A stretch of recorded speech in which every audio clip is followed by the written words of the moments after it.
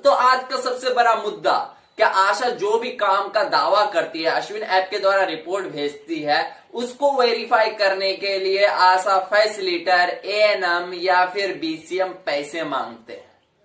पैसा नहीं दोगे तो हम लोग वेरीफाई नहीं करेंगे, फिर आपके अकाउंट में आपके काम का पैसा नहीं जाएगा। आखिर ये मुद्दा क्यों हुआ, इसका समाधान क्या है, उसी के बारे में आज इस वीडियो में मैं बताऊंगा। वेलकम गाइस, मैं हूं आपका दोस्त एमआर के और आप देख रहे हैं आशा सहायता समूह। तो सबसे बड़ा मुद्दा है कि भाई हम लोग तो रिपोर्ट भेज देते हैं लेकिन बीसीएम टॉर्चर कर रहा है, या फिर आशा फैसिलिटेटर हम लोग को परेशान कर रहा है या डरा रहा है कि अगर पैसा नहीं दोगे तो हम लोग आपका कागज वेरीफाई नहीं करेंगे। तो सबसे पहले आपको बता दें कि जो भी आप रिपोर्ट भेजते हैं तो 2 लेवल में वेरीफाई होता है, 2 भागों में। पहला भाग कि जो भी आपका टीकाकरण से रिलेटेड है, रजिस्टर से रिलेटेड है, उसका वेरीफाई एएनएम करती है। और दूसरा, जितना भी आपका काम हॉस्पिटल के माध्यम से होता है उसका वेरीफाई आपका बीसीएम करता है। और आपको क्या करता है, क्या आप लोग रिपोर्ट भेज देते हैं और आपको एक मीटिंग रखा जाता है, उसमें बीसीएम आशा फैसिलिटर मिल करके आप लोग को टॉर्चर करता है कि 400 रुपया दो, 500 रुपया दो, नहीं दोगे तो हम लोग आपका कागज वेरीफाई नहीं करेंगे और आपके अकाउंट में पैसा नहीं जाएगा। तो आप लोग उस डर से, ओ मुझे तो पैसा चाहिए, मैं तो 6000 का रिपोर्ट भेजी हूं, अरे 400-500 रुपया दे दूंगी तो क्या हो जाएगा। तो आप ये नहीं अंदाजा लगा सकते कि 400-500 रुपया दे करके आप ईमानदारी और जो शराफत होती है उसको आप बदनाम करने में लगे हुए हैं। मैं बदनाम बीसीएम या फिर आशा फैसिलिटेटर को नहीं करूंगा, मैं बदनाम आपको करूंगा, क्योंकि इन सब का जिम्मेदार आप खुद हैं। आखिर क्यों आप पैसा दे रही हैं बीसीएम या एएनएम या फिर आशा फैसिलिटेटर को? इसका मतलब यह है कि आप लोग में कुछ ना कुछ तो कमी है। इसका मतलब आप लोग काम नहीं करते, झूठ मूठ का आप लोग रिपोर्ट भेजते हैं, गलत रिपोर्ट भेजते हैं। तो आपने जब काम किया तो आप वेरीफाई करवाने का पैसा क्यों देते हैं?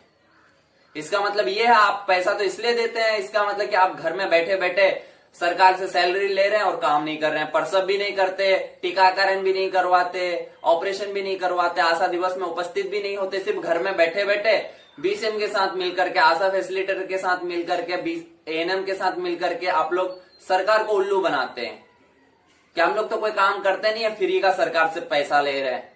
तो उसी चीज का मतलब बीसीएम, एएनएम या फिर आशा फैसिलिटेटर आप लोगों से रिश्वत लेती है ना, क्या मतलब आप लोग का कागज तो गलत है, हम लोग पास करवा देंगे, अरे 500 रुपया मिलने वाला, उनमें से 100 रुपया मुझे दे दोगे तो क्या हो जाएगा। यही सब है ना, यही सब सिस्टम चल रहा है। जब आप सही है, अरे रिजेक्ट करेगा तो आप कागज लेकर के एसपी ऑफिस पहुंच जाइए, डीएम ऑफिस पहुंच जाइए। आपके पास मोबाइल नहीं है, मोबाइल में रिकॉर्ड कीजिए, बीसीएम जब भी पैसा मांगता है ना उसको रिकॉर्ड कीजिए, फिर दिखाइए मीडिया को। मीडिया वाले इस तरह का समाचार लेने के लिए इंतजार करते रहते हैं।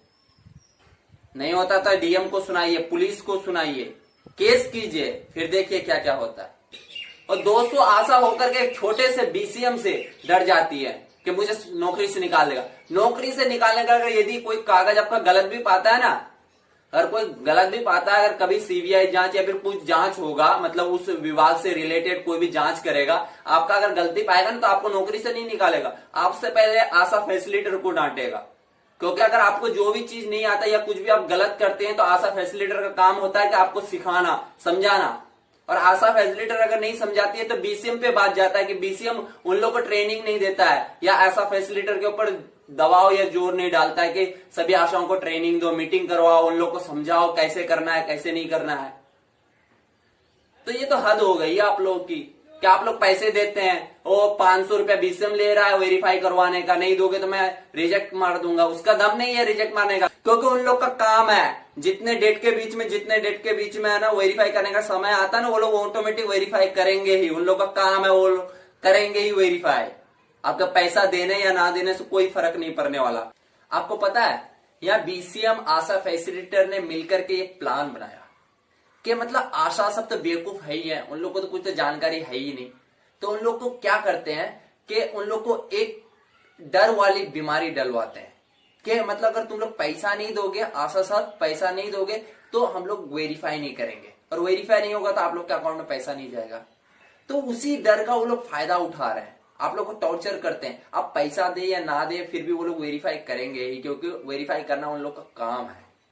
अब यहाँ एक बात और आती है कि बहुत सारे आशाओं को कहना है कि मैं तो पैसा नहीं देती हूं, लेकिन मेरे जो आसपास के आशा है वो सब पैसा दे देती है, मैं उन लोग को मना करती हूँ फिर भी वो लोग नहीं मानती है।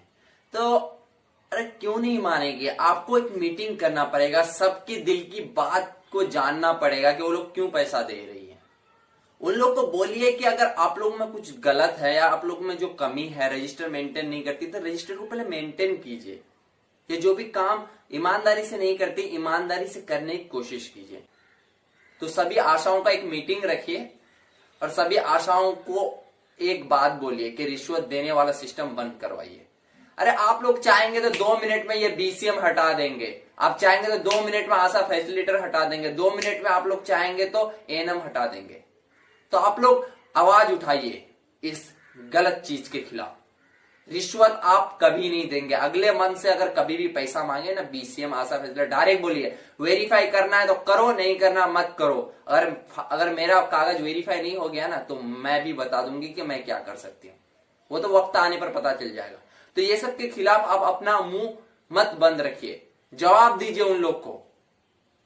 सभी आशाओं का एक समूह बनाइए, एक मीटिंग करवाइए और सभी को इसके प्रति है ना जागरूकता बढ़ाइए। उन लोग को जगाइए जो सो रहे हैं, जो पैसा दे रहे हैं उनको पैसा देने से रोकिए। उन लोग के बीच में आपसी तालमेल बनाइए और सबको मिल करके बीसीएम एएनएम आशा फैसिलिटेटर के खिलाफ आवाज उठाइए, क्योंकि आप लोग में इतनी दम है कि आप चुटकी भर में बीसीएम एएनएम आशा फैसिलिटेटर को हटा सकती हैं। तो फिर मिलेंगे दूसरे वीडियो में, तब तक आप देखते रहिए आशा सहायता समूह।